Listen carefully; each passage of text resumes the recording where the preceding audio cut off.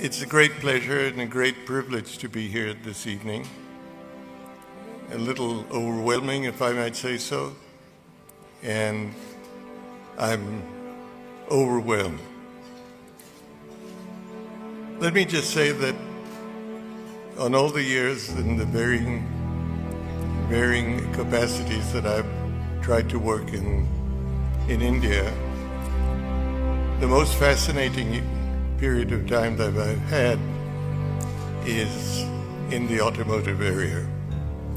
The automobile business is truly an emotive and a tremendously rewarding business. It has more excitement than any other business I've been involved in. And the greatest pleasure I've had is trying to do something that everybody says could not be done. I'll just share perhaps a moment in time which I will always cherish. I decided that India could produce its own car. Everybody, my friends overseas in the automobile business, said that this couldn't be done. We had to go through a collaboration to get know-how, get technology. But we undertook to produce this car. It was called the Indica, and we produced it in India, totally of Indian content. As we got close to putting it in the market, my friends in India somewhat distanced themselves from me, otherwise known as distancing yourself from failure. And when the car came out, I suddenly felt that I didn't have a friend in the world and that all the warnings that people had given me were probably going to come true. I think there are many moments that most CEOs or chairmen feel that they're alone. It's almost an occupational hazard that you live with, where you either can't confide because it's not appropriate, or you stand alone against a tide of views or pushes where you don't feel that you need to be compromised. But the car did come out.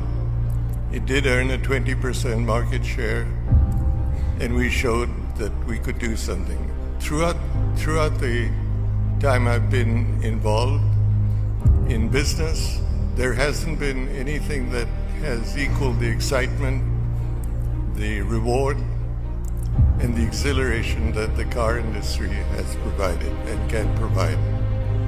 It gives, as has been said earlier, an opportunity to test new technologies, new building methods, but above all, it has helped in the transformation of the Indian economy to a mobile economy. Before I sit down, I just thought I'd share with you the experience I had with Jaguar Land Rover when we bought it. We bought it, and that's too long a story, when Ford decided to sell. And my friends sort of distanced themselves from me by saying, "What are you going to do with this?" Quite frankly, I didn't know. And that refrain changed from "what are you going to do with this" to "how stupid could you be to buy this?" So eventually, my first meeting with the workers at Coventry and JLR was the horrible question, "What are you going to do with this plant?" Are we going to close down some of the plants that we have? We're hardly using the capacity.